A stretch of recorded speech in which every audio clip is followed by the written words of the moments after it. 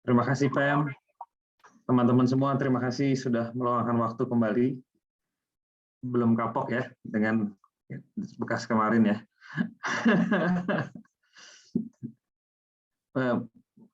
Semoga tidak terganggu tidurnya semalam dengan wacana Nagarjuna yang memecah segala bentuk konsep ya. Mestinya sih tidur lebih tenang sih kalau nggak ada konsep ya. Oke, jadi hari ini pertemuan ketiga, tokoh ketiga, namanya Bodhidharma. Nah, saya sudah siapkan presentasi.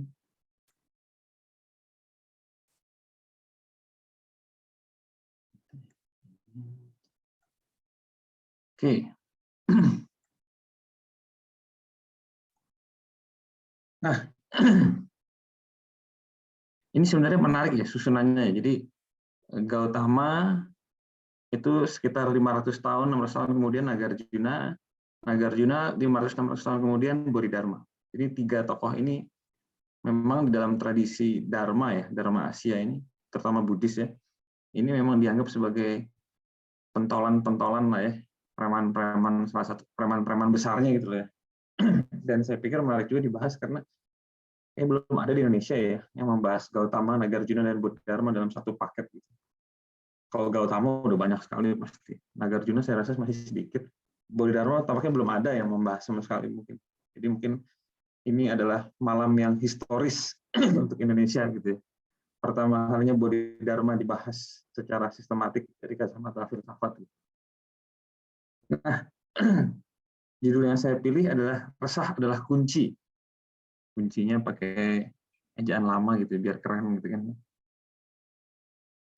Jadi memang pada titik tertinggi ya yang diajarkan Bodhidharma ini resah adalah pencerahan ya. Samsara adalah nirvana, penderitaan adalah pencerahan. Tidak ada lagi perbedaan. Di Gautama masih jelas tuh perbedaannya. Duka, keresahan, penderitaan itu sesuatu yang harus dihindari. Di tangan Nagarjuna kosong. Bahkan penderitaan pun kosong dari esensi yang tetap. Nah, hari ini justru penderitaan adalah salah satu resep untuk pencerahan. Tidak ada pencerahan tanpa penderitaan. Jadi di situ apa namanya alur diskusi kita 3 hari ini gitu. Makanya tanpa keresahan, tanpa penderitaan tidak akan ada pencerahan, tidak akan ada kebahagiaan. Gimana itu ceritanya? Nah, pelan-pelan. Oke. Sedikit review dulu supaya nggak lupa dari perjumpaan pertama. Jadi masalah kita bersama dari zaman dulu, zaman sekarang sampai nanti di masa depan, baik di Indonesia, di Asia, di Eropa, di Afrika, di Amerika, di Australia, masalah kita bersama adalah dukkha, ketidakpuasan. Ada perasaan tidak puas di dalam hidup ini. Tidak seluruhnya hidup tidak puas, ada saat-saatnya membahagiakan juga, tapi seolah-olah saat-saat yang membahagiakan itu seperti cepat berlalu gitu. Dan kemudian datang lagi perasaan tidak puas. Dan itu berulang, makanya disebut samsara ya, sesuatu yang terus berulang. Jadi itu masalah kita bersama, dukkha, perasaan tidak puas. Ya kalau kita lihat hidup kita juga begitu deh. Melakukan sesuatu, senang, rasa puas, sementara. Nanti ada lagi masalah. Ada lagi sesuatu yang membuat gundah. Ya, contoh kayak saya tadi pagi saya di balkon lagi berjemur. Berasa bule aja berjemur, udah hitam gini. Tadi pagi di depan balkon, matahari terang. Duduk gitu. Tiba-tiba datanglah sekumpulan bule minum bir dan teriak-teriak. Wow. Kebetulan orang Jerman, jadi saya ngerti mereka ngomong apa ya. Ya ampun, jam segini belum pulang. Mabok di mana? Baru merasa tenang. Wah, puas. Hidup ini indah. Hai, Scheiße, bitte, why, guten Morgen. ya aja gitu kan. Ya inilah ya begini ya memang polanya selalu begitu. Jadi ya ini masalah kita bersama sekali lagi adalah duka. Nah pertanyaan lalu apa itu duka? Duka itu sebenarnya bukan penderitaan. Jadi salah besar. Dengan segala hormat pada guru-guru atau yang sudah pernah mengajar sebelumnya, mungkin duka itu bukan penderitaan. Duka itu adalah perasaan tidak puas ya. Tidak harus menderita, tidak puas. Nah, kenapa ini muncul ya? Ada dua sebab. Yang pertama adalah segala hal yang berada di dalam waktu itu adalah duka. Oh, berarti semuanya dong, Mas. Ya, hampir semuanya. Termasuk kebahagiaan. Kebahagiaan itu juga duka. Kenapa? Karena akan berakhir. Karena dia ada di dalam waktu. Kenapa? Segala hal yang ada di dalam waktu bersifat tidak pasti dan akan berakhir. Apa sih? Karir. Apalagi zaman COVID sekarang, orang pada bangkrut dan pada pemecatan kiri kanan. Karir itu berada di dalam waktu, maka dia tidak pasti dan dia akan berakhir. Apalagi cinta datang dan pergi, berada di dalam waktu. Apalagi semuanya, politik, kekuasaan, nama besar. Di sini tadi kayaknya banyak dokter ya. Kesehatan itu berada di dalam waktu. Maka dia sifatnya tidak pasti dan akan hancur pada saatnya nanti. Ini yang disebut duka. Eksistensi di dalam waktu. Keberadaan dalam waktu itu adalah duka. Wah, berarti semuanya dong, hampir semuanya. Ada yang tidak termasuk dalam duka. Itu akan dibahas pada malam hari ini. Ada sesuatu yang tidak ada di dalam waktu. Apakah itu? Nantikan setelah pesan-pesan berikutnya, nggak bercanda. Biar kayak iklan zaman film tahun 90-an itu. Itu yang pertama. Jadi duka itu eksistensi di dalam waktu, keberadaan di dalam waktu. Yang kedua, duka itu adalah sesuatu yang dualistik. Ada dua, dan dua itu seringkali bertentangan. Contohnya apa? Baik, buruk. Kalau kita sibuk dengan moralitas ya, saya ingin jadi orang baik dan tidak ingin jadi orang buruk, orang jahat, ada penderitaan. Ada tegangan. Kenapa? Selama ada dualisme, ada dua yang bertentangan, ada ketegangan, ada ketakutan. Saya kan dididik dalam tradisi Katolik ya. Dari kecil sempat mau jadi pastor juga. 4 tahun kurang lebih saya sekolah di sekolah calon pastor. Dididik dengan sangat kuat, ini yang baik, ini yang suci, ini yang jahat, ini yang dosa, ini harus dihindari, ini harus dikejar. Wah, setengah mati pengen hidup suci, hidup baik, tapi kok godaan tinggi ya, karena yang jelek-jelek itu enak-enak ya gitu. Apa contohnya? Nongkrong sampai malam, merokok, pacaran, jadi pastor nggak boleh punya pacaran, enak. Nggak boleh, ingat hidup kita untuk Tuhan. Waktu itu saya mikirnya gitu, jadi dualisme, tegang terus ya. Nanti kalau berbuat dosa merasa bersalah, akhirnya harus ngaku dosa. Dan hidup tuh kayak muter-muter di antara baik buruk, dosa suci, tegang. Ada penderitaan di situ. Dulu kan waktu sekolah calon pastor itu kita di asrama ya. Kalau malam itu suka lapar jam 10 gitu ya. Namanya anak ABG gitu kan, umur 16-17 itu kan makannya banyak. Olahraga banyak, badan sekarang badan waktu itu nggak kayak sekarang ini ya. Malam tuh jam 10 gitu. Aduh. Kalau saya cari makan nggak boleh karena dianggap tidak bisa menahan nafsu gitu ya. Jadinya harus belajar berpuasa gitu kan. Tapi lapar. Gimana? Akhirnya bingung gitu. Akhirnya lompat pagar cari nasi goreng. Tapi merasa bersalah, gila, tadi malam cabut nih. Itu nggak ketahuan, tapi ada ketakutan di situ. Ada ketegangan. Jadi selama ada dualisme, ada penderitaan. Macam-macam, baik, buruk, benar, salah. Perempuan, laki-laki itu juga dualisme. Apalagi suci, tidak suci, macam-macam lah pembagian itulah yang selalu dua gitu ya. Teman, kawan atau lawan juga. Saya, kami dan mereka juga dua. Karena ada perbandingan. Dan perbandingan lalu merasa ada yang lebih hebat atau ada yang lebih kecil gitu. Muncullah penderitaan. Jadi ini akar duka ya. Dia jauh lebih halus dari sekedar penderitaan.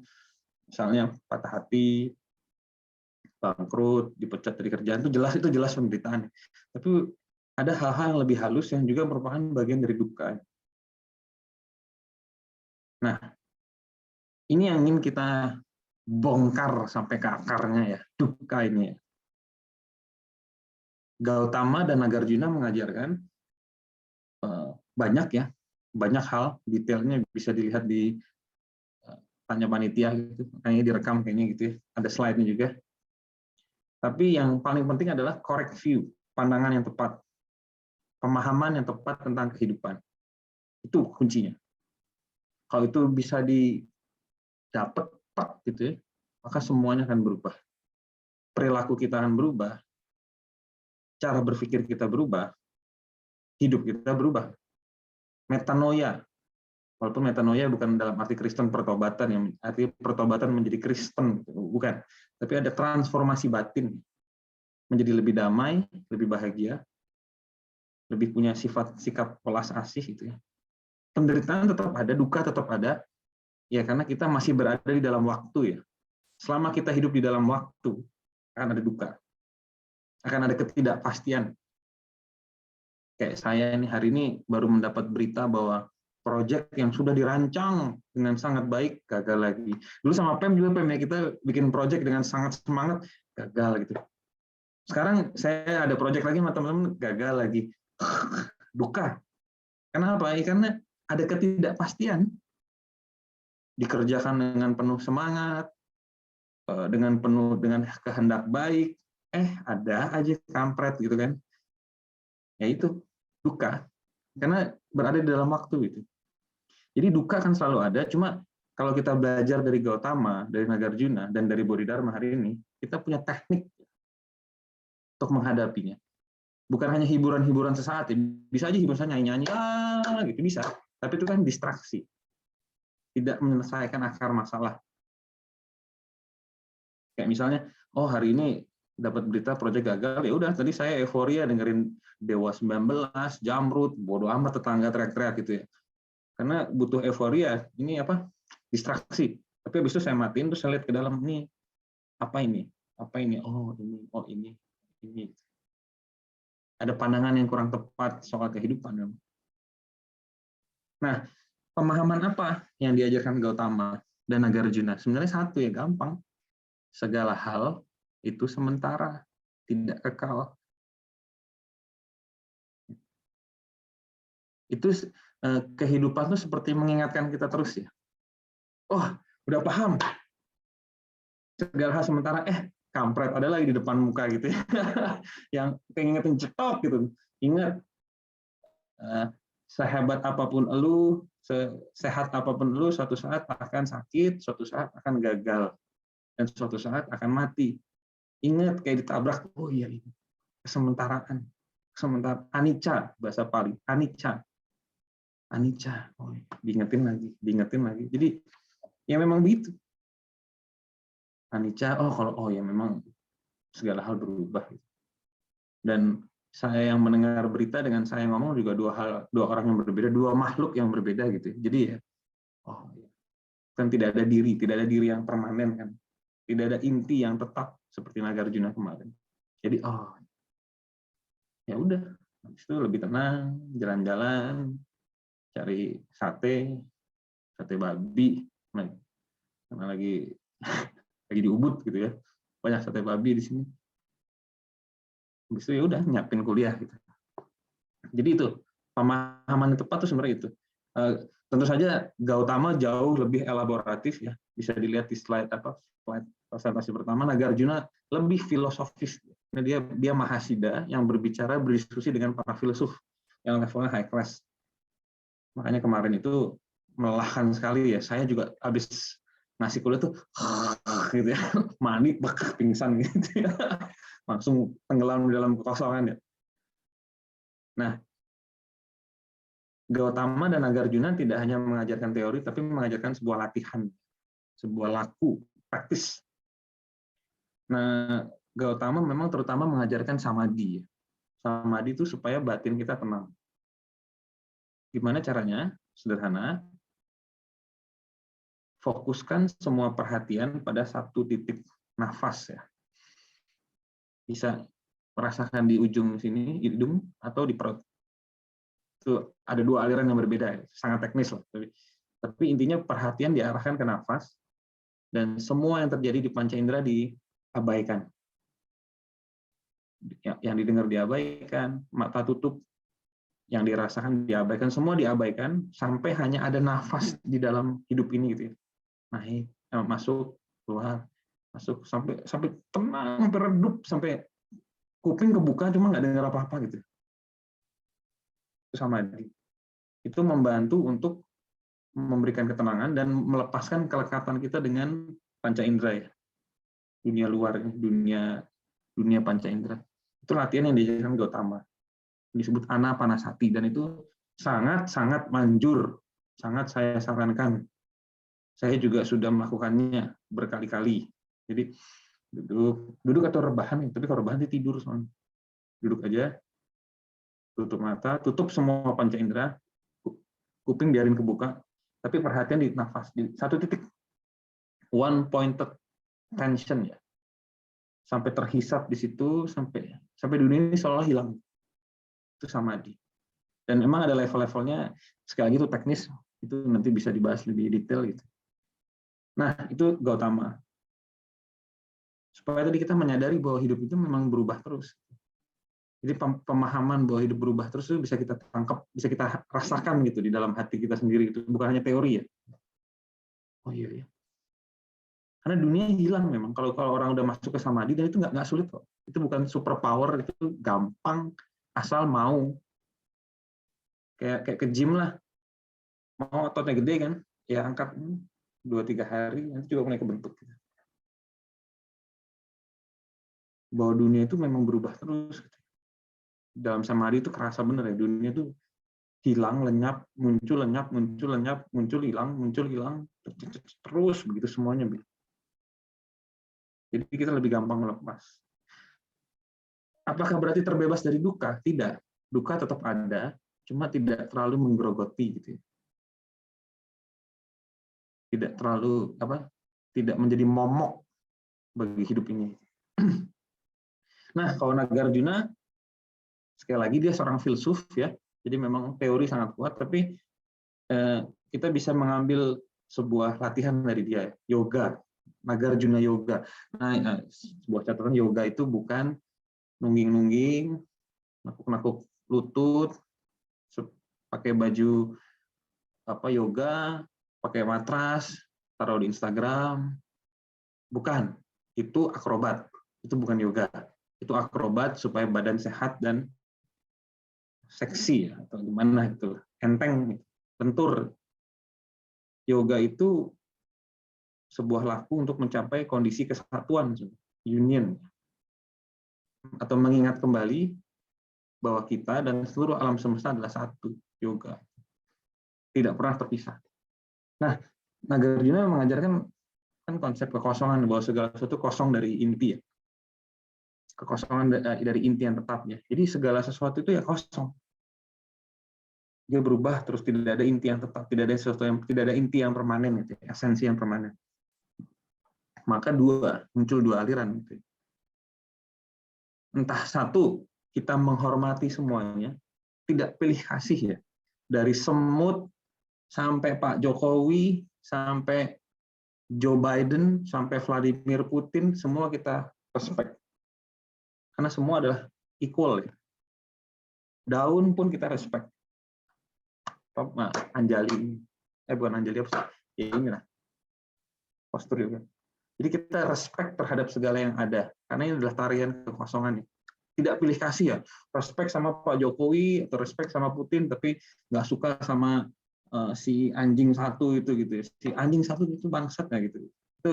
Itu dualisme, itu penderitaan.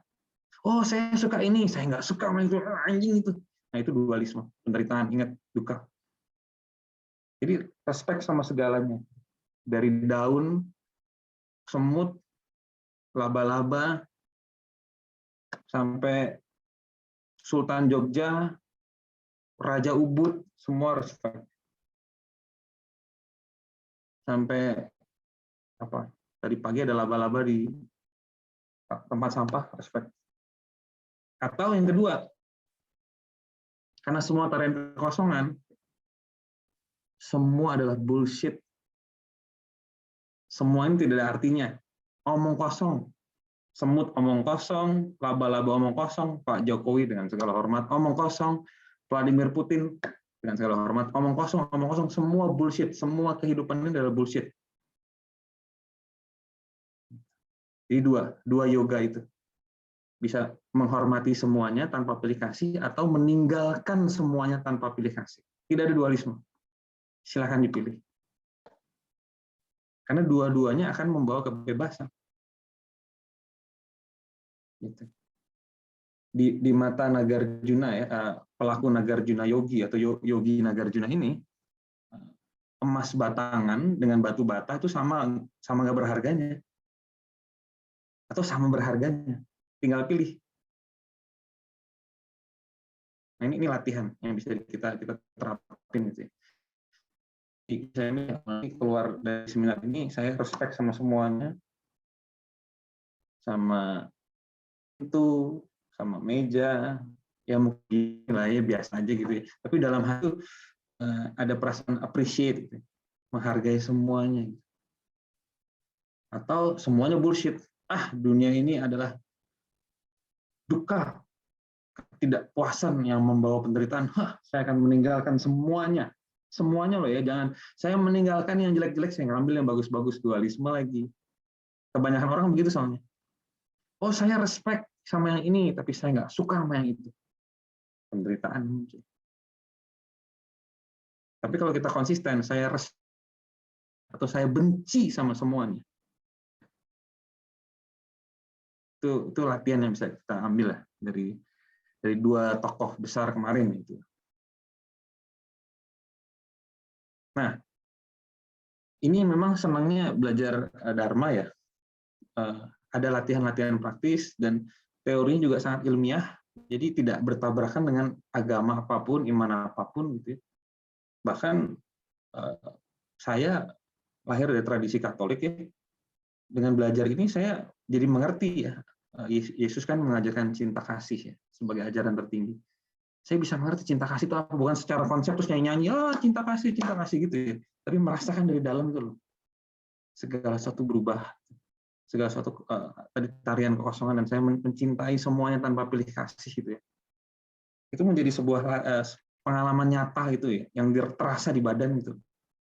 Dulu kan konsep diajarin terus ya sama pastor, ngerti bagus memang, nyanyi cinta kasih kiri love gitu. Cuma nanti keluar dari nyanyi itu parkir keserempet mobil, anjing lu nyerempet mobil gua gitu kan. Jadi kayak ekstasi, habis itu tidak ada transformasi gitu loh. Nyanyi-nyanyi, Yesus cinta-cinta gitu, nipu, nolong, nusuk orang dari belakang, fitnah. Jadi karena memang cintanya konseptual, bukan cinta yang terasa di badan ya, yang lahir dari pemahaman yang tepat atau dari latihan yang tepat. Jadi bisa dikombin sebenarnya. Makanya saya belajar Dharma lalu menyemplung ke dalam gitu ya, sampai punya 4 istri sekarang ya. Zen, yoga, tai chi, dan tantrayana ya. Ini saya dalamin semua gitu ya. Dan ini membuat saya menjadi orang Katolik yang lebih baik gitu ya.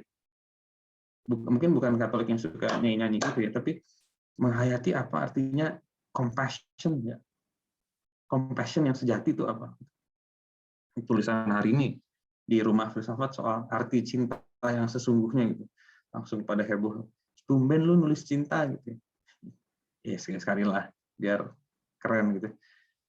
Nah, oke, jadi apa yang ditawarkan Bodhidharma pada hari ini gitu.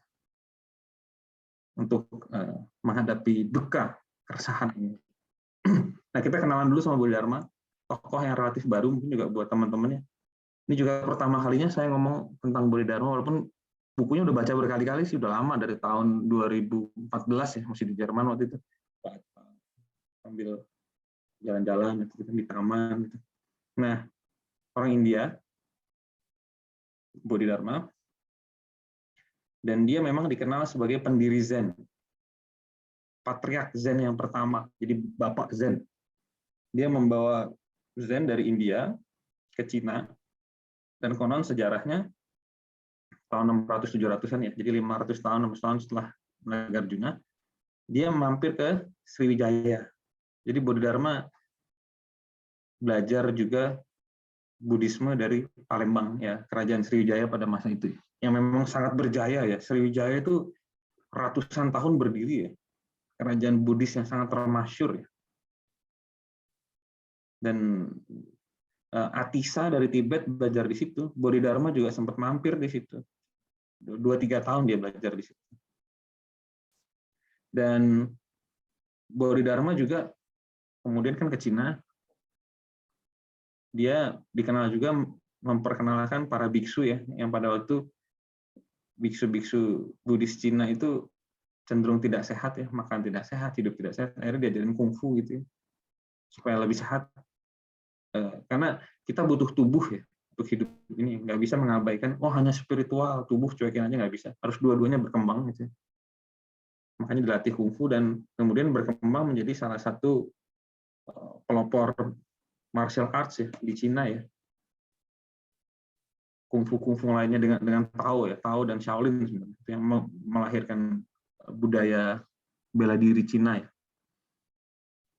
Wushu, Wudang, Shaolin itu kan nama-nama besar ya. Dan Bodhidharma terkenal dengan metode meditasi menatap tembok. Iya, menatap tembok. Suara potong soalnya. Meditasi menatap tembok. Jadi konon dia setelah dia ngajarin kungfu dan sempat ketemu kaisar ya, kaisar Wu pada masa itu ya. Kemudian dia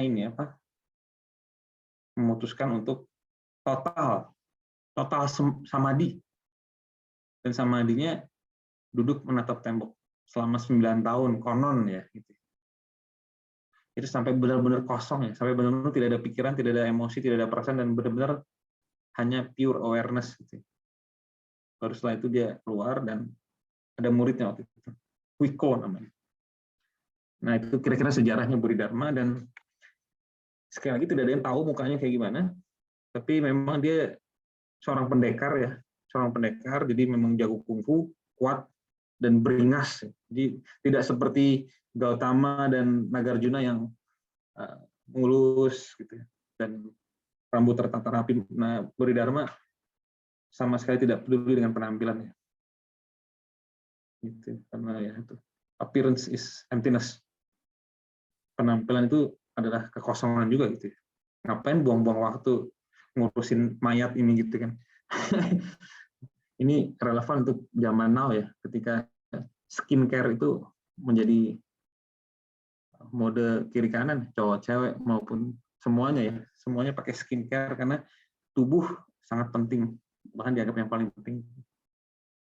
Suntik botox supaya tetap tidak keriput. Saya punya teman sebelum pandemi operasi plastik hidung ya, supaya mirip artis Korea. Nah, ya memang Bodhidharma melihat ya appearance is illusion gitu. Appearance is emptiness. Penampakan itu sebuah kekosongan, jadi tidak perlu terlalu diperhatikan. Nah, ini legendaris. Kalau kita membahas Bodhidharma, kita harus membahas percakapannya dengan Kaisar Wu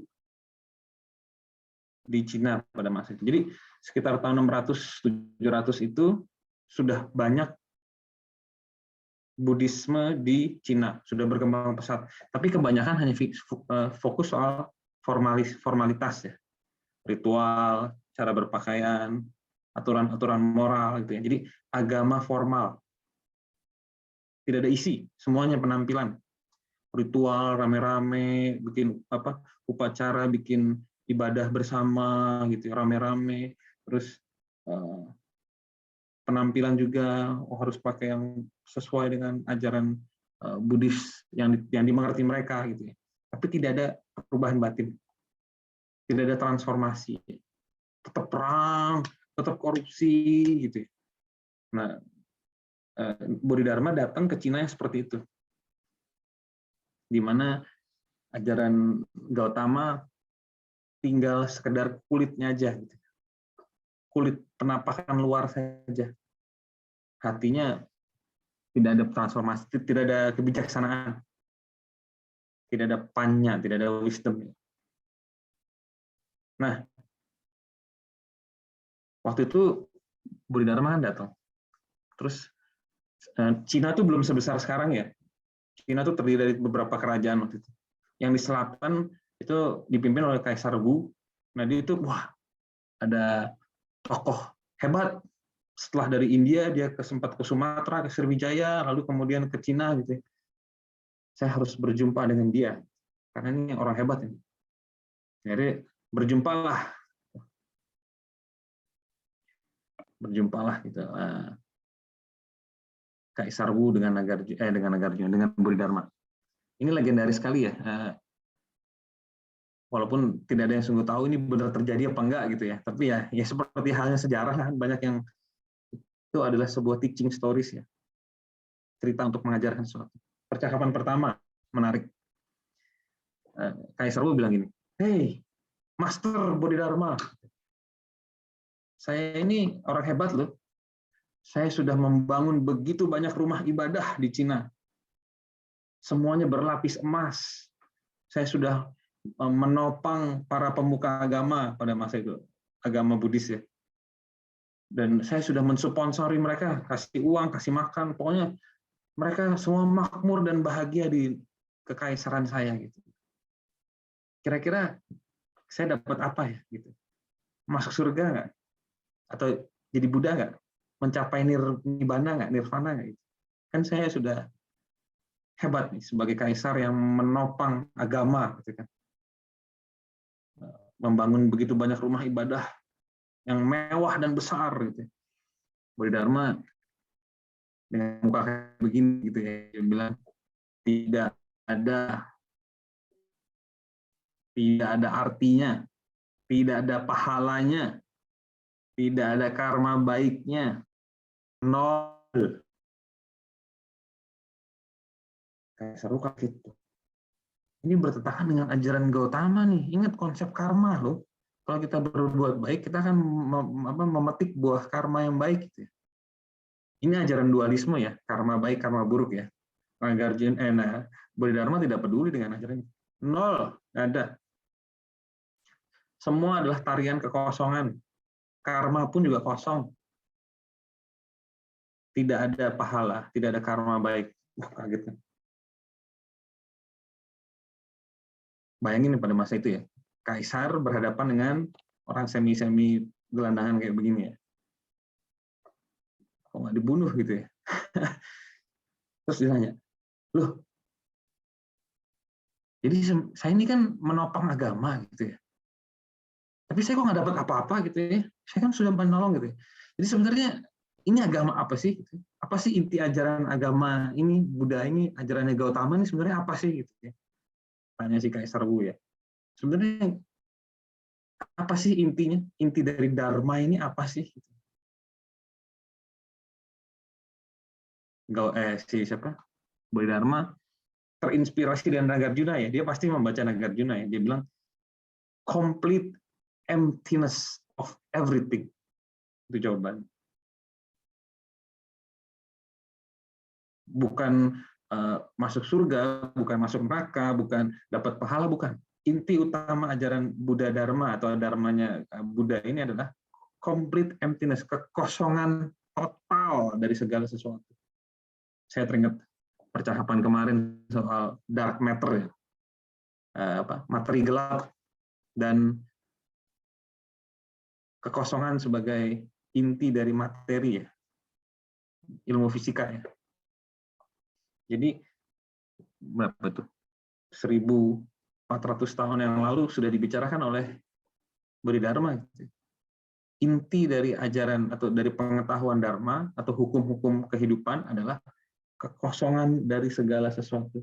Complete emptiness of everything. Terus Kaisar bilang makin bingung aja. Ini ajaran apa ini?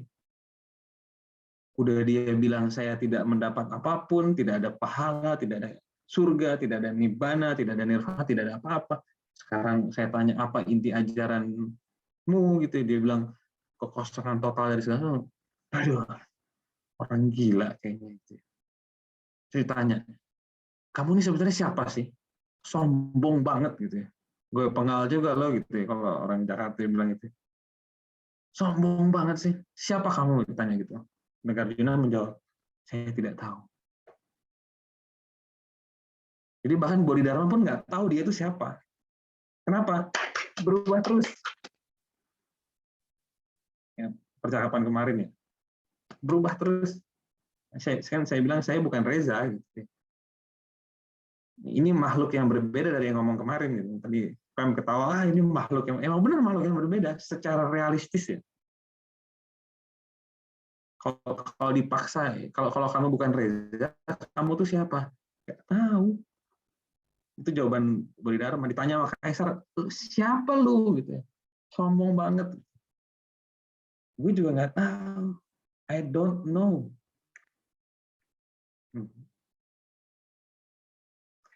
Nah, udah. Jadi, lalu Bodhidharma merasa, ini kayaknya saya sia-sia datang ke Cina nih.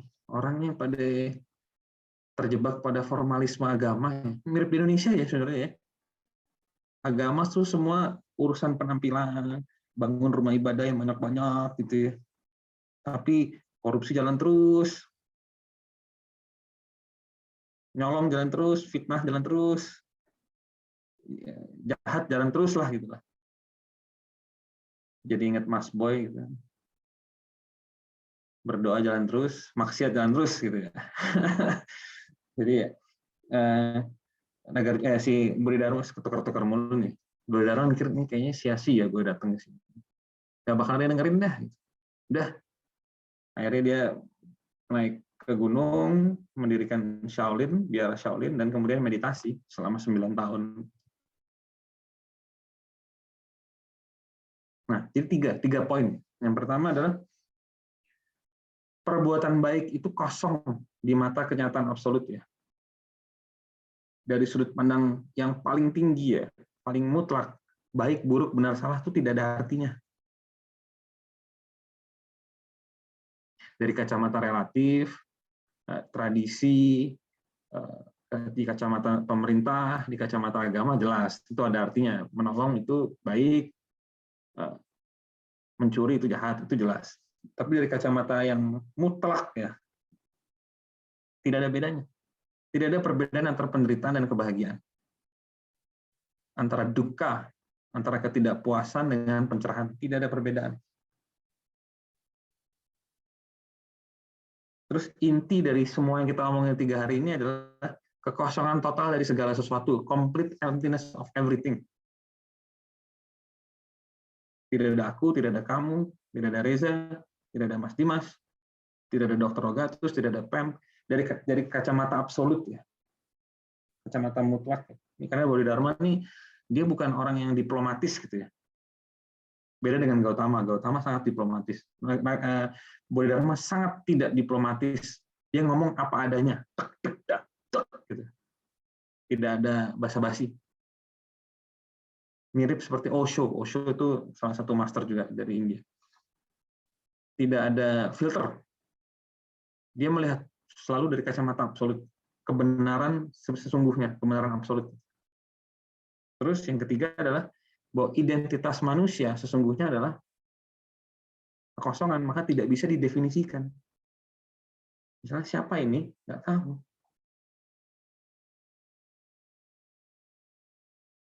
Siapa kamu? Nggak tahu juga. Kalau saya tunjuk, ini siapa nih? Saya nggak gitu kelihatan muka-mukanya teman-teman. Misalnya saya tunjuk Mas Dimas gitu ya.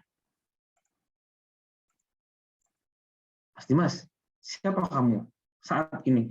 Nggak tahu. Tapi dari kenyataan relatif, dari kenyataan sosial ya, namanya Dimas, namanya Reza, namanya Pem, gitu ya. Ada Dokter Rogatus juga, gitu ya.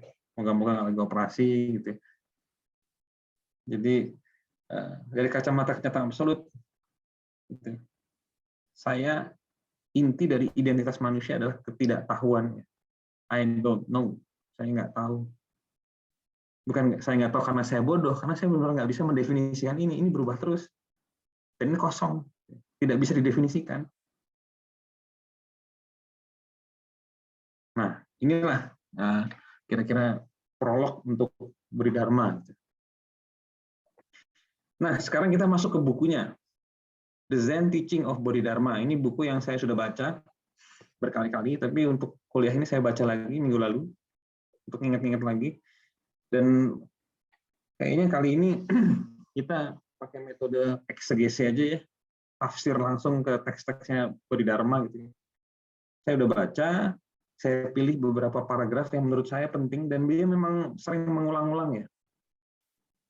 Argumen yang sama diulang lagi di beberapa tempat, diulang lagi di halaman berapa diulang lagi untuk menekankan poin yang ingin dia sampaikan. Itu biasa sih. Jadi saya akan ambil beberapa paragraf yang menurut saya penting, coba memberikan komentar, dan semoga bisa memberikan sudut pandang baru ya. Nah, Bodhidharma ini bisa dianggap sebagai perputaran roda dharma yang ketiga. Gautama yang pertama, 4 kebenaran mulia itu, Nagarjuna yang kedua dengan konsep kekosongan, dan yang ketiga Bodhidharma dengan konsep yang disebut hakikat batin yang tercerahkan, enlightened nature of the mind, hakikat batin yang tercerahkan. Jadi intinya gini, semua makhluk hidup pada dasarnya sudah tercerahkan. Di hakikat terdalamnya ya, esensi terdalamnya sudah tercerahkan. Tapi karena dia lupa, atau dia nggak tahu, atau dia nggak diajarin, maka dia menderita. Dualisme masuk dalam waktu penderitaan.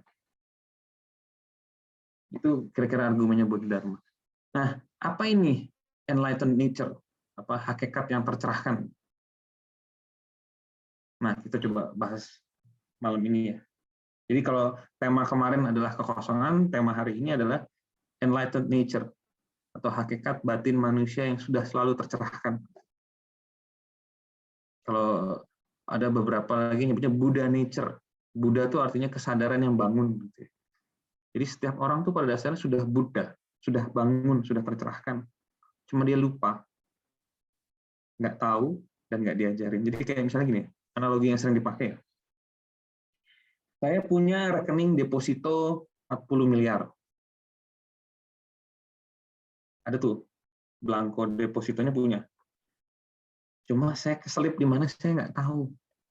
Keselip di lemari, dan saya akhirnya lupa bahwa saya punya deposito 40 miliar. Dan saya kemudian dipecat karena COVID. Tabungan habis. Lalu saya merasa sangat miskin. Aduh, hidup tuh susah ya Tuhan. Aduh, mau cari kerja buat jujur aja, hidup cari kerja dengan jujur susah gitu. Masa harus nyolong gitu. Padahal saya punya belangko rekening 40 miliar di lemari saya, tapi saya lupa, saya nggak tahu. Dan nggak ada yang ngasih tahu. Akhirnya saya jadi pengemis. Minta uang di jalan. Karena saya miskin. Tabungan udah habis. Tapi saya punya deposito, tapi saya nggak tahu. Nah, seperti itu. Kita semua seperti itu. Di dalam batin kita itu sudah selalu tercerahkan. Sudah selalu sadar dan tercerahkan. Cuma karena lupa, nggak tahu, dan nggak diajarin, maka kita sampai akhirnya mungkin datang ada orang yang ketemu saya gitu misalnya di jalan itu lagi ngemis gitu. Loh, Pak Reza, ngapain ngemis gitu ya? Nggak punya duit, pecat, COVID. Nah, lu tuh kan kaya banget. Lu tuh punya uang 40 miliar di bank. Ngapain lu ngemis-ngemis gitu? Dari mana?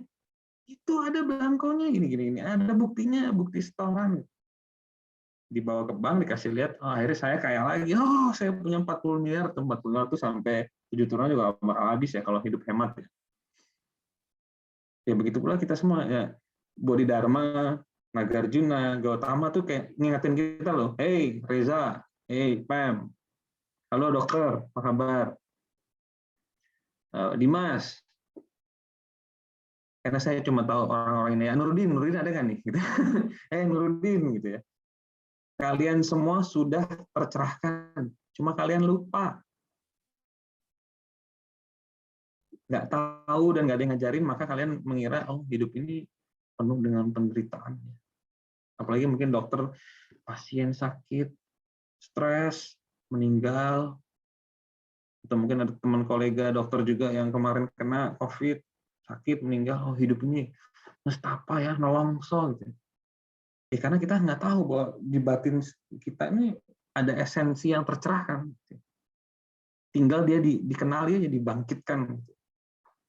Nah itu yang Bodhidharma ngajak kita semua. Untuk melihat ke dalam, benar-benar ngebor ke dalam. Bukan pakai bor beneran, bor konseptual gitu ya. Bor spiritual gitu ya. Bodhidharma. Oke, jadi sekali lagi metodenya eksegese ya, tafsir aja, tafsir teks gitu ya. Nanti ada komentar, saya kasih komentar, lalu kita bisa diskusi. Oke, ini kutipan. Ketika kamu berjumpa dengan tantangan atau hal-hal yang tidak diinginkan atau dengan hal-hal yang ya, tidak menyenangkan, jangan marah karena itu jelas masuk akal. Dengan pemahaman ini kita sejalan dengan reason ya, dengan akal sehat, dengan akal budi atau dengan tata semesta gitu ya. Dan dengan mendapatkan ketidakadilan ya, kita memasuki jalan. Apa artinya dari paragraf ini? Kata kuncinya adalah kalau ada masalah, jangan panik, karena itu jelas itu adalah pintu sebenarnya, pintu untuk kita semakin belajar lagi, untuk memasuki jalan lagi. Kayak tadi saya bilang, hari ini saya dapat berita proyek saya gagal. Saya diingetin lagi, oh ya anicca. Tidak ada yang pasti di dalam waktu. Kita hidup di dalam waktu, kan karena kita hidup dalam waktu, maka ada ketidakpastian. Pun kalau ada keberhasilan, dia akan berakhir. Oh, jadi saya diingetin lagi. Nah ini pencerahan sebenarnya, sebuah realisasi pencerahan sebenarnya. Iya, ya. Jadi saya jangan terlalu mencengkeram lah. Gitu. Apapun nanti jangan terlalu mencengkeram lah. Ingat, hidup itu seperti kabut, seperti pelangi. Dia kelihatannya ada, tapi deketin tuh nggak ada yang bisa digenggam. Gitu. Jadi dilepas. Dan biasanya yang ngingetin adalah penderitaan, kegagalan biasanya yang ngingetin. Mungkin teman-teman dokter ya, dengan segala hormat pada pekerjaan mereka, sudah berusaha sebaik mungkin, sudah belajar lama menggunakan terapi sebagaimana mestinya, diagnosis dengan sangat tajam, pasien meninggal juga gitu. Kayak diingetin lagi loh, aduh, memang segala hal ini sementara ya, dan kita nggak bisa mencengkeram gitu ya. Dan mungkin kalau religius ya memang manusia bisa berusaha, tapi ada kekuatan lain yang memutuskan. Jadi kita lebih rendah hati, lebih tidak mencengkeram, gitu, tidak menggenggam, tidak ngotot gitu loh dengan segala hal. Kayak project tuh udah di depan mata. Ya ampun, proposal udah bagus, timnya juga udah keren, masa masih berantem. Nah itu, ya, dengan mendapatkan penderitaan atau pengalaman ketidakadilan, kita memasuki jalan. Nah, ini tafsiran saya ya, bahwa kita ngomong keresahan ya. Keresahan adalah jalan menuju pencerahan. Kira-kira itu tesisnya. Ada satu cerita yang menarik ya di dalam tradisi Asia, itu lumpur dan lotus ya. Artinya lotus itu kan bunganya sangat indah ya. Jadi dia kelihatan sangat indah, tapi di bawahnya itu lumpur sebenarnya. Sesuatu yang sangat menjijikan. Tapi dua ini saling membutuhkan. Tidak ada lotus tanpa lumpur. Keindahan ini yang tampil kelihatan itu bunganya, itu membutuhkan lumpur. Maka tidak ada perbedaan sebenarnya antara penderitaan yang kita alami dengan pencerahan yang ingin kita capai. Itu satu dan sama, itu saling membutuhkan. Mungkin kalau di Indonesia itu kayak padi kali ya.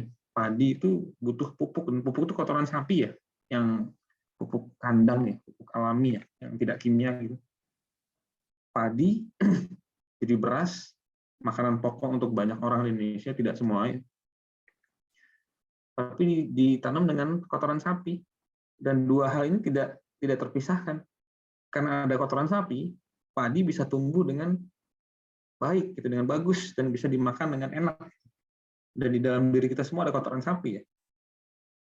It's okay. Memang begitu. Maka jangan takut dengan penderitaan dengan kegagalan, karena itu saatnya untuk bijaksana. Because it makes sense. Nah, kalau saya nafsirnya gini. Misalnya muncul perasaan resah ya. Atau konkret lah, kayak saya hari ini, saya kecewa. Saya kecewa, tapi saya sadar bahwa saya kecewa. Jadi perasaan kecewa muncul dan ada kesadaran di belakangnya. Saya sadar bahwa saya kecewa. Jadi bukan hanya kecewa saja lalu saya marah-marah, banting-banting, jangan nih rumah sewaan nanti banting-banting suruh ganti gitu. Ya apalah, jadi emosional lalu nyetir lalu maki-maki orang di jalan lalu jadi depresi, stres gitu, atau mabok, mencari one night stand di bar dekat sini gitu ya. Itu tidak ada kesadaran, itu hanya ada kecewa. Tapi kalau saya kecewa lalu saya sadar bahwa saya kecewa. Jadi di dalam resah itu ada, di dalam kekecewaan itu ada kesadaran. Nah, kekecewaan ini adalah lumpur, kesadaran ini adalah lotus. Dan kesadaran adalah kebijaksanaan. Kunci dari segala-galanya adalah kesadaran. Itu tesisnya Bodhidharma ya. Jadi, tadi hakikat tercerahkan di dalam diri kita itu adalah kesadaran murni sebenarnya. Dia kosong tapi dia sadar, empty but aware. Semua orang punya. Buktinya apa? Semua orang punya. Lihat jari saya. Mungkin saya berasa di kelas gitu kan. Kelihatan nggak jari saya ini telunjuk? Lihat kan? Berarti kita sadar, kita semua sama-sama sadar ada jari telunjuk. Itu kesadaran. Semua punya. Asal nggak tidur atau bengong. Gitu ya. Bengong pun ada kesadaran, cuma dia nggak dipakai. Tidur pun ada kesadaran, makanya kita bisa bermimpi. Jadi sekali lagi, di dalam kekecewaan, kalau kita sadar, maka kekecewaan atau resah ya, dibungkus dengan kesadaran, maka terjadilah ini, lumpur dan lotus, padi dan kotoran sapi. Ini wisdom, ini kebijaksanaan. Kalau tidak ada kecewa, tidak ada keresahan, tidak ada kesadaran. Dia mungkin lagi di mana gitu ya. Maka kuncinya adalah apapun emosi yang muncul, sadari. Dengan kesadaran itu, kita mengubah emosi menjadi kebijaksanaan. Segampang itu memang. Tapi harus dilatih tiap detik. Apa yang muncul disadari. Jangan dianalisis ya, cukup disadari. Ini gaya Zen memang. Apapun yang muncul di pikiran, di emosi, mungkin ada luka di badan, disadari. Tapi jangan dianalisis. Misalnya, kecewa muncul, kayak tadi, proyek gagal, saya kecewa. Tapi saya sadar bahwa saya kecewa, karena udah latihan ya, udah belajar sama Gautama, Nagarjuna, Bodhidharma, udah belajar sama Huineng, belajar sama Zen Master, macam-macam lah, kan saya belajar macam-macam juga. Saya ketika ada yang muncul saya sadar. Nah, jangan dianalisis kecewanya, cukup aja disadari aja, kayak gendong bayi gitu, pelan-pelan. Kebanyakan orang begini, oh saya gagal, mungkin saya kurang berbuat baik ya, kurang sedekah mungkin, makanya saya sial. Nah, itu sudah penderitaan itu. Jadi sudah memberi cerita pada pengalaman gitu ya, atau duh, proyek saya gagal, mungkin saya harus ruat dulu gitu ya. Orang Jawa kalau ke Bali mungkin saya harus melukat dulu ke pura ya, dibersihkan dari segala noda dosa supaya saya tidak sial. Nah, itu penderitaan muncul. Kenapa? Karena ada analisis, ada dualisme di situ. Tapi kalau hanya kecewa, sadar, hanya marah, sadar, hanya resah, sadar, hanya takut, sadar, di situ ada kebijaksanaan. Ada lumpur dan lotus ya. Kesadaran adalah kunci. Makanya keresahan adalah kunci, karena tanpa keresahan, kesadaran tidak akan tampil ke depan. Nah, ini harus dilatih terus-menerus. Dan memang butuh waktu agak lama supaya kita bisa sungguh terampil ya. Awal-awal mungkin berat ya. Misalnya kemarahan. Biasanya kan orang zaman sekarang tuh kalau nggak marah takut, dah itu aja dua itu. Kemarahan. Oh, udah sadarin, tapi kok masih marah ya Pak Reza ya? Ya namanya juga baru awal latihan, nanti lama-lama bisa. Ini baru beban 5 kilo nih, santai dulu lah. 5 kilo keberatan. Ini baru 3 kilo nih, 3 kilo. Tapi kenapa latih terus? Otot kesadaran dilatih sehingga nanti pada satu titik kita jadi terampil. Ada apa sadar, lalu sadar, hilang, sadar, hilang. Lebih cepat, lebih terampil. Nggak butuh waktu terlalu banyak gitu ya. Saya itu kan dulu suka berantem di jalan ya. Jadi sebelum belajar macam-macam ini kan, mungkin ini ya, penuh dengan amarah ya, gitu ya. Keserempet di jalan berantem, disalip berantem, zaman-zaman gondrong waktu kuliah lah. Dan saya tuh kalau habis berantem itu misalnya pukul-pukulan jalan gitu, itu ke bawahnya lama itu. Saya bahkan jadi takut melewati jalan itu lagi, takut dikepung sama teman-temannya gitu-gitulah. Jadi itu berantemnya sebentar, tapi nggak enaknya tuh bisa 2-3 minggu gitu, kadang-kadang sebulan gitu. Akhirnya waktu itu kan ya, karena waktu itu belum belajar begini-begini, jadi ya nyanyi-nyanyi aja gitu ya. Saya konser karaoke kayak atau apa, cari distraksi lah gitu, supaya tidak perlu merasakan ini gitu. Dan kadang-kadang malah jadi trauma ya. Trauma itu kan bisa tahunan ya.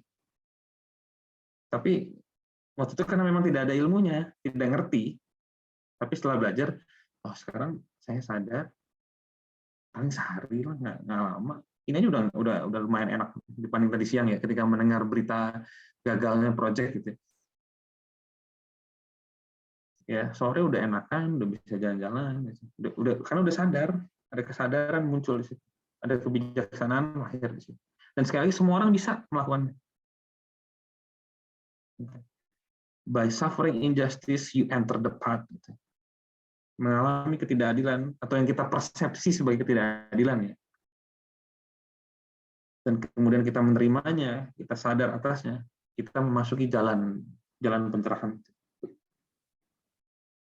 Oke, ini juga paragraf yang menarik ya.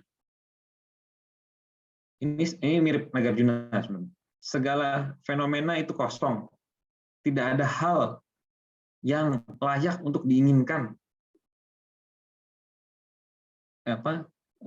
Ketidakberuntungan itu bergantian saja dengan kemakmuran gitu.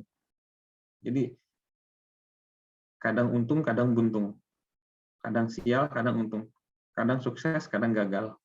Itu cuma ganti, kadang senang, kadang susah. Karena semuanya memang itu tarian perubahan tanpa henti ya. Dan tidak ada yang layak untuk diinginkan atau dijadikan obsesi mungkin ya. Ingin dicengkeram gitu ya. Ini juga mengajarkan ke saya juga. Ya kayak tadi ya, kembali karena mungkin peristiwanya baru tadi siang, jadi masih jadi objek kajian yang menarik. Kegagalan proyek. Itu menyadari bahwa ya memang tidak ada yang bisa kita kejar gitu ya. Ini semua tarian kekosongan penuh ketidakpastian. Maka jangan terlalu obsesi gitu ya. Apalagi ya kan kita manusia abad 21 dididik untuk maju, kamu bisa. Kalau kamu law of attraction, kalau kamu yakin kamu bisa, maka jadi kamu bisa gitu. Itu omong kosong terbesar yang pernah saya dengar, karena saya kalau dengar motivator ya ampun. Tapi yang gitu yang laku ya. Kalau bikin seminar tuh bisa ribuan orang berkumpul ya. Kalau ngajar Nagarjuna ya ampun. Terakhir tinggal 24, itu pun yang on benar paling 5 atau 6 gitu ya. Ya tapi memang saya selalu bilang kok, ini memang lagi zamannya kok. Memang ini lagi zamannya di mana yang memuaskan hasrat kerakusan itu laku berat. Tapi yang mengajarkan dunia sebagaimana adanya itu ya sama teman-teman aja lah, nongkrong di warung gitu ya. Ya, jadi ya ini Bodhidharma seperti terinspirasi dari Nagarjuna ya, bahwa segala sesuatu itu kosong dari inti yang permanen, inti yang kekal. Kalau kita ingin mengejar itu tuh seperti mengejar angin ya. Sampai kiamat juga nggak bakal dapet, akhirnya kita frustasi ya. Kan sebenarnya manusia inginkan itu kan bahagia ya. Tapi seringkali kita mencari di tempat-tempat yang salah. Misalnya, saya bahagia jika saya punya uang 200 miliar. Banyak orang berpikir begitu soal. Di Bali juga. Saya baru bahagia kalau saya punya guest house, punya hotel. Karena kan kalau punya hotel di Bali itu bersih aja 100 juta masuk kali ya, gitu ya. Serius. Apalagi sebelum COVID kemarin itu punya satu hotel kecil aja di Kute gitu ya. Di Seminyak itu ya ampun. Itu yang namanya duit itu, saya punya teman soalnya di daerah, ada orangnya ngasih di sini gitu ya, gitulah, di daerah Sanur gitu ya. Punya guest house gitu. Itu sebulan itu merem aja itu 600 juta 200 juta masuk ya. Bersih loh. Setelah bayar pajak, setelah ini bayar karyawan, bayar maintenance 600 juta 200 juta sebulan. Itu dia cuma bangun doang habis sudah. Maka ikat pinggangnya Louis Vuitton yang satu lapis itu 30 juta gitu. Itu merem. Sultan-sultan yang kemarin ditangkapin mah nggak jelas, ini Sultan Bali. Sultan Bali itu gimana ceritanya ya?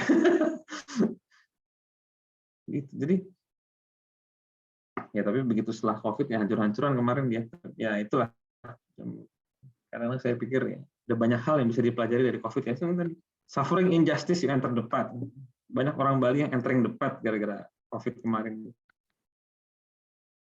Jadi saya bahagia kalau saya dapat uang itu banyak. Tapi seringkali untuk dapat uang banyak kita harus stres dulu, harus korupsi dulu. Begitu dapat uang banyak, akhirnya kebingungan karena uangnya begitu banyak, akhirnya pusing.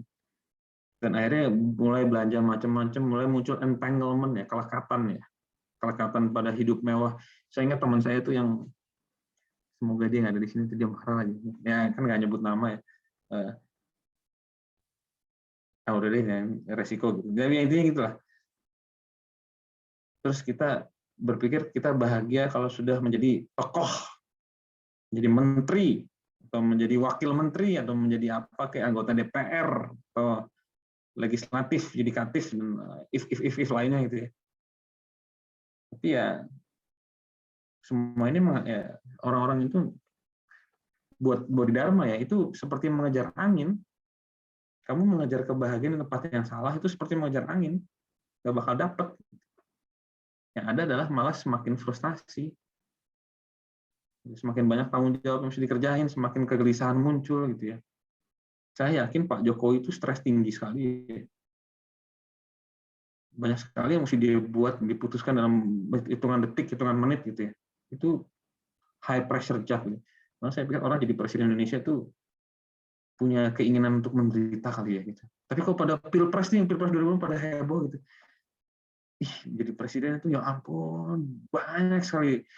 Apalagi sekarang salah dikit diserang, salah dikit oposisi ceret. Kok ada yang mau ya jadi presiden? Karena saya mikir deh,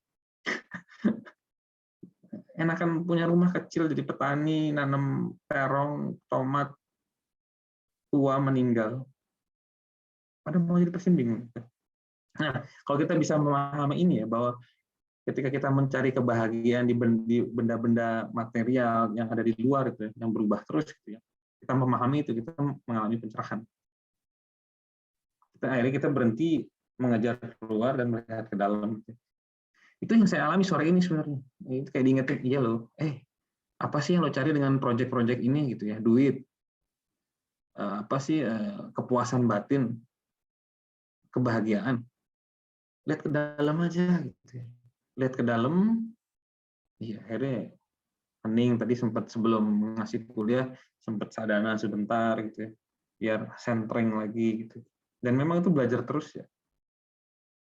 Oke, ini waktunya, udah lewat kan, bener kan? Gimana Pem? Lanjut aja. Ya, kayaknya lanjut aja deh Besok sampai libur seperempat soalnya ya, ya. sampai 8 seperempat. Iya. Kayaknya penggemar setia sih isinya di sini. Begitu ya. Eh, temen gue cerita, gue online tapi gue sambil masak, gue nggak tahu lo ngomong apa sih ya. Tadi malam katanya. gue masuk kok gitu, tapi gue nggak dengerin, gue sambil masak. Ya udahlah nggak apa-apa. Oke, paragraf berikutnya ya. Mencoba menemukan Buddha atau pencerahan itu seperti menggenggam ruang, space ya.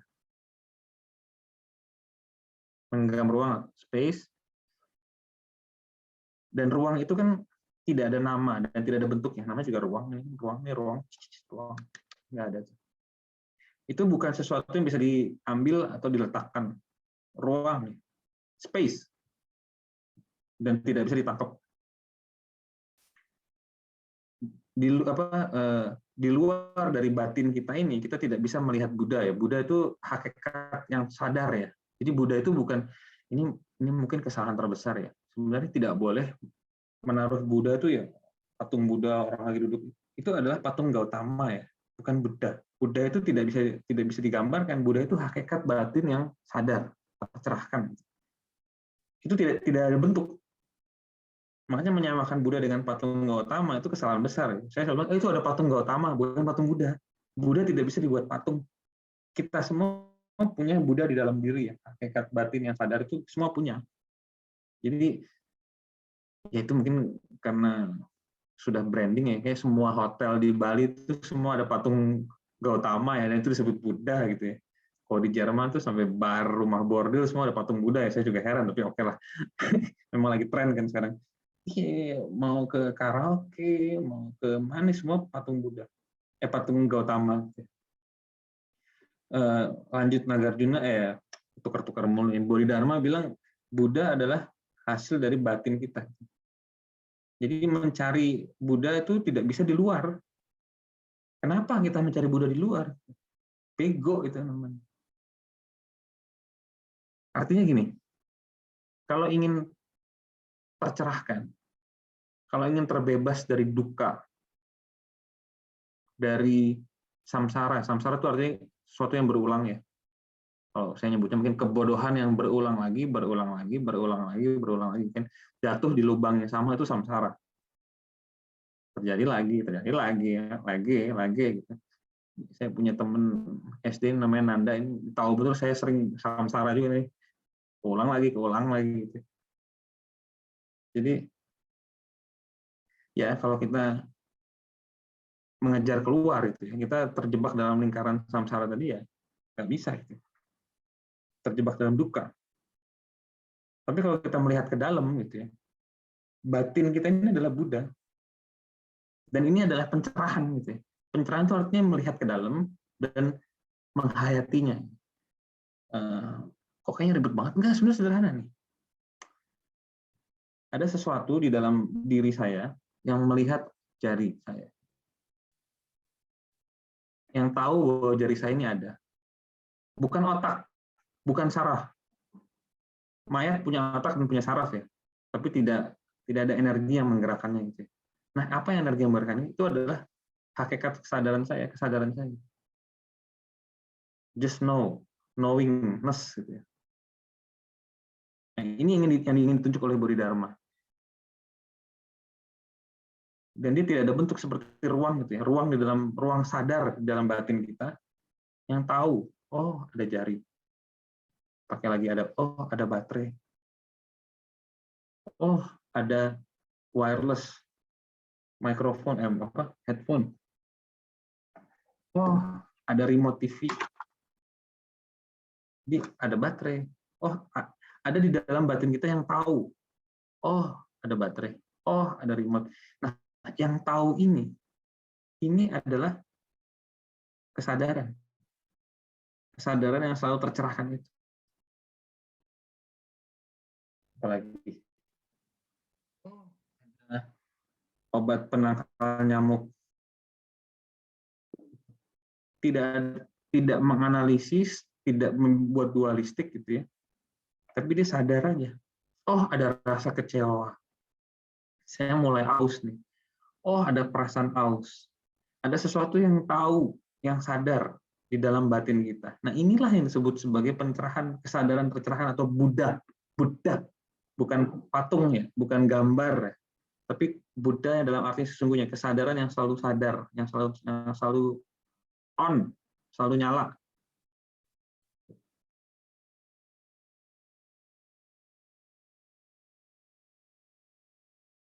Yang tadi nyalain AC karena mulai panas, saya sadar bahwa saya mulai kepanasan gitu ya. Nah, inilah tadi hakikat yang tercerahkan itu. Saya mau ganti ini, gimana caranya ya? Nah, kesadaran tadi Buddha dalam diri kita yang disebut sebagai diri sejati, true self. Sekali lagi, tidak sulit. Lihat ada remote kan? Nah, ada sesuatu di dalam diri kita yang melihat remote, yang sadar ada remote. Nah, itu. Ada baterai kan? Ada sesuatu dalam diri kita yang melihat baterai. Nah, kesadaran ini adalah diri sejati kita. Dan Bodhidharma bilang, ini seperti ruang, seperti cermin. Dia memantulkan semua sebagaimana adanya ya. Tidak nambahin, tidak ngurangin. Dia hanya sadar. Dan ini ada di dalam. Kalau kita bisa menyadarinya, menyadari kesadaran. Nah, ini mulai agak repetisi ya. Menyadari kesadaran itu ya. Menyadari tadi ada sesuatu yang melihat dari kemarin baterai mulu, kasihan baterainya gitu. Obat nyamuk gitu ya. Obat nyamuk dengan menutup brand karena takutnya promosi gitu kan. Ada sesuatu yang menyadari ini ya. Ini yang disebut diri sejati. Nah, kalau kita bisa mengenali itu, akrab dengan itu, kita tercerahkan. Itu kata Bodhidharma. Artinya apa? Kita akan menemukan kebahagiaan, kita akan menemukan kedamaian, kita akan menemukan keseimbangan, kita akan terhindar dari keresahan, dari penderitaan, dari duka. Kenapa? Karena kesadaran ini tidak berada di dalam waktu. Dia berada sebelum waktu. Nah, kesadaran, karena waktu itu kan terkait dengan pikiran ya. Ketika kita mikir ada waktu gitu. Ketika kita mulai berpikir sesuatu, ada masa lalu, masa kini, dan masa depan, karena ada analisis. Misalnya, habis seminar saya mau makan sate, itu sudah siap. Nah, ini ada analisis. Saya masuk dalam waktu. Lalu ada rencana, ada tegangan gitu ya.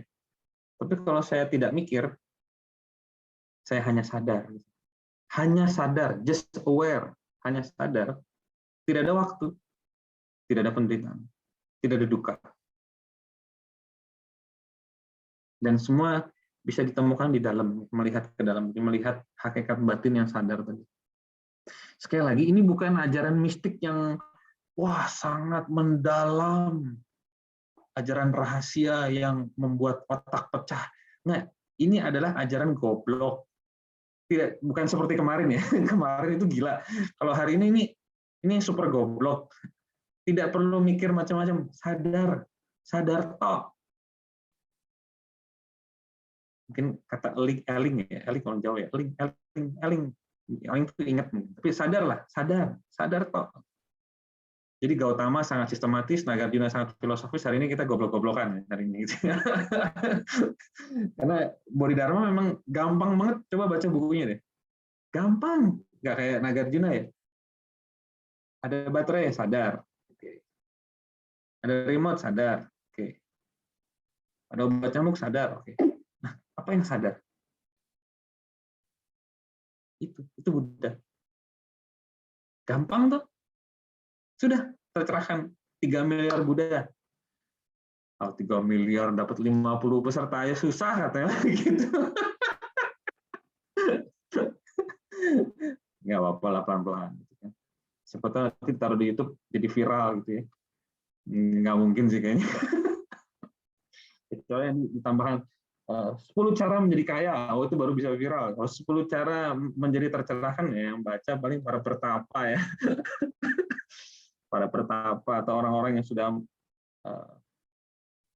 mencari kebijaksanaan, kan jarang kan orang kayak gitu.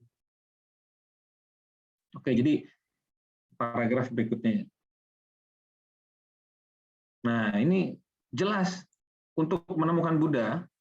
Sekali lagi, Buddha itu bukan orang duduk, itu patung Gautama, bukan Buddha. Buddha itu hakikat kesadaran. To find Buddha, untuk menemukan Buddha, kamu hanya perlu melihat hakikat dirimu tadi, kesadaran tadi. Hakikat dirimu adalah Buddha, dan Buddha itu selalu bebas, tidak ada pikir, tidak ada kekhawatiran. Lah orang nggak ada pikiran gimana mau bikin rencana? Sekali lagi ya, lihat baterai, lihat remote. Sadar kan ada remote, ada baterai. Sadar ada obat nyamuk. Ada penderitaan nggak? Ada rencana, ada kekhawatiran? Nggak ada, bersih seperti cermin, seperti ruang, clear like space, clear like mirror. Jika kamu tidak melihat hakikat dirimu tadi, dan kemudian kamu muter-muter cari di luar gitu ya, kamu tidak akan mencapai pencerahan. Nah, artinya mencari kebahagiaan di luar ya. Oh, saya bahagia kalau saya punya duit. Oh, saya bahagia kalau saya punya power, kekuasaan. Saya bahagia kalau saya punya nama baik, nama besar. Itu seperti anjing yang mengejar ekornya sendiri ya. Putar, samsara. Tidak ada pencerahan, tidak ada keseimbangan, tidak ada kebijaksanaan. Sesungguhnya tidak ada yang ditemukan. There is nothing to find. Tidak ada yang perlu ditemukan. Apa yang diajarkan Gautama dan Nagarjuna itu seperti tipuan-tipuan saja. Placebo, istilahnya. Placebo, obat palsu. Yang sebenarnya untuk orang yang tidak pernah sakit. Ya, ada masternya Tibetan namanya Dzongsa Rinpoche. Dia bilang, seluruh ajaran Dharma, filsafat Asia itu placebo. Obat tipuan untuk orang yang sebenarnya tidak pernah sakit. Cuma karena dia pura-pura sakit, maka dia perlu placebo, jadi obat palsu gitu ya. Supaya minum obat lalu berasa sembuh. Nah, tapi memang untuk mencapai pemahaman yang goblok ini, sesederhana ini, kita butuh guru, kalau nggak ngerti tadi. Butuh orang yang nunjukin bahwa di lemarimu ada deposito 40 miliar. Gitu. Kalau nggak ada yang nunjukin, kita nggak tahu kita punya 40 miliar. Jadi sekali lagi, apa yang penting? Lihat ke dalam, kenali kesadaran. Ada sesuatu di dalam diri kita yang melihat baterai. Ada sesuatu di dalam diri kita yang melihat remote. Ada sesuatu dalam diri kita yang melihat obat nyamuk. Nah, kesadaran itu yang melihat itu aja, gampang selesai, semua tercerahkan. Haleluya, salah. Kenapa jadi haleluya gitu? Karena memang tadi konsepnya Bodhidharma, semua orang itu sudah tercerahkan, cuma lupa. Nah, fungsi dia ngingetin aja. Atau nggak tahu, fungsi dia ngasih tahu. Sadar. Kalau kata Bante Panyavara itu temannya Dimas, dengan segala hormat Bante, sadar penuh. Jadi apapun yang muncul sadar. Karena kesadaran itu adalah kebijaksanaan. Di dalam kesadaran tidak ada ketakutan, tidak ada kebencian, tidak ada harapan, tidak ada masa lalu, tidak ada masa depan, tidak ada pikiran, tidak ada harapan, tidak ada waktu. Di dalam kesadaran tidak ada waktu. Makanya tidak ada duka.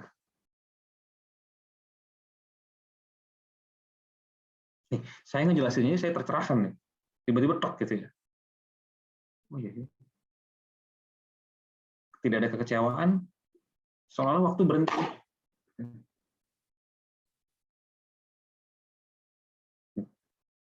Oke, ini komentar saya. Jadi batin kita adalah Buddha.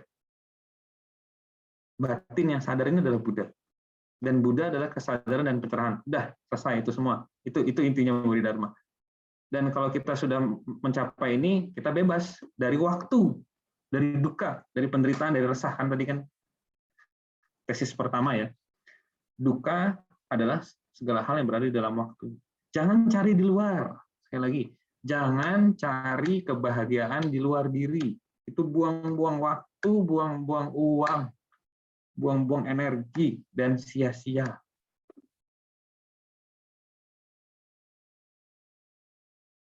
Nggak percaya, silahkan dicoba.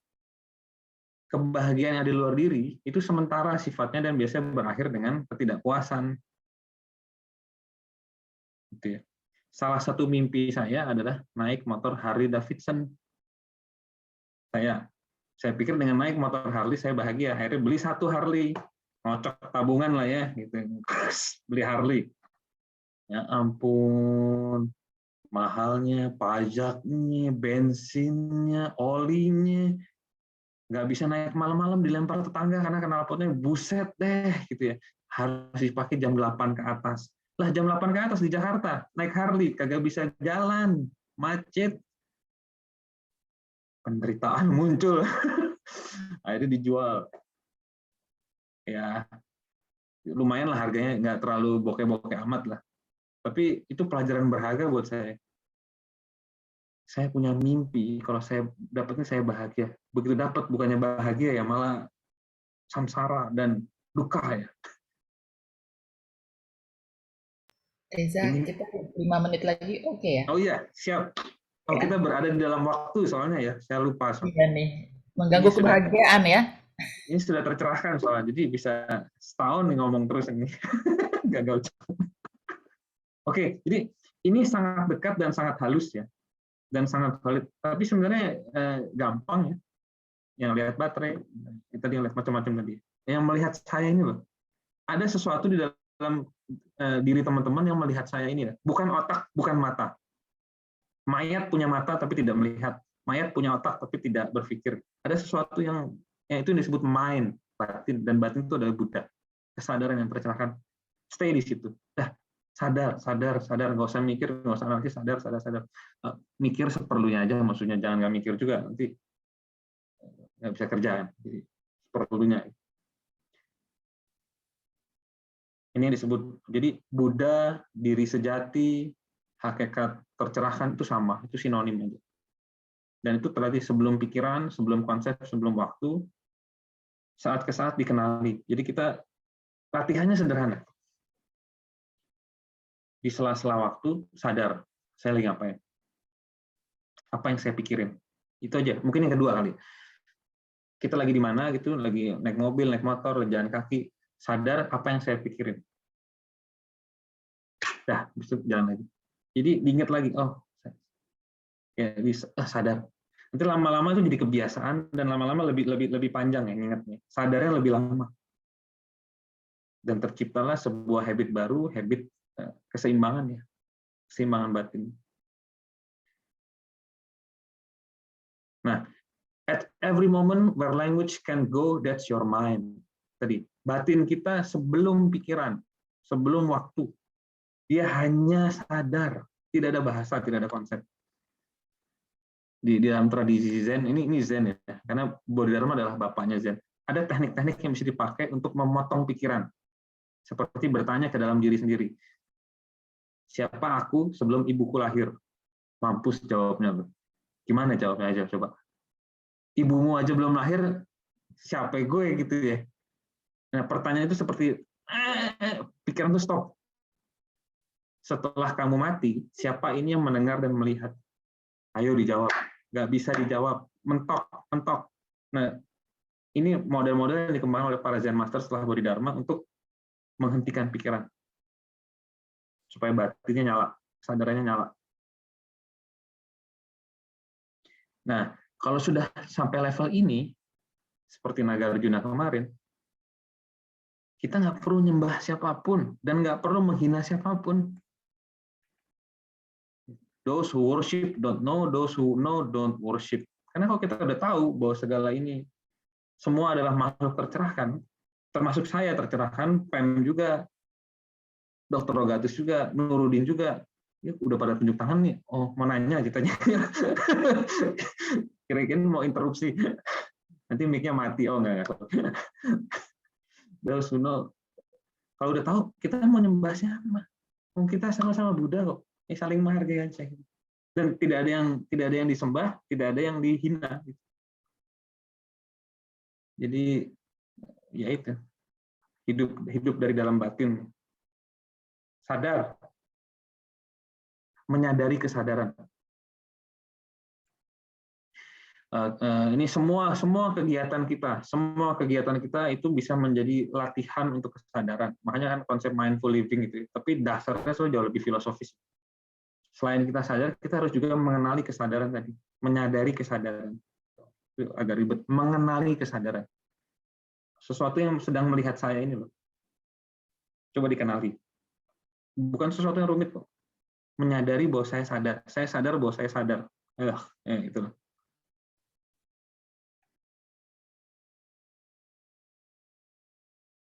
Selesai. Maka jangan takut dengan penderitaan, selama ada kesadaran, semua baik-baik saja. Jangan takut dengan keresahan, selama ada kesadaran, semua akan baik-baik saja. Bahkan sebaliknya, justru dengan adanya keresahan, dengan adanya duka, dengan adanya penderitaan, digabung dengan kesadaran, itu akan jauh lebih cepat kita mengenali diri kita yang sebenarnya. Selalu tercerahkan, selalu damai, selalu bahagia, selalu seimbang. Habis itu terserah mau ngapain, mau kerja, mau tidur, mau masuk jadi pertapa, silakan pilih jalan masing-masing. Ya kira-kira itu dari saya. Sorry Pem, kelamaan. Oke,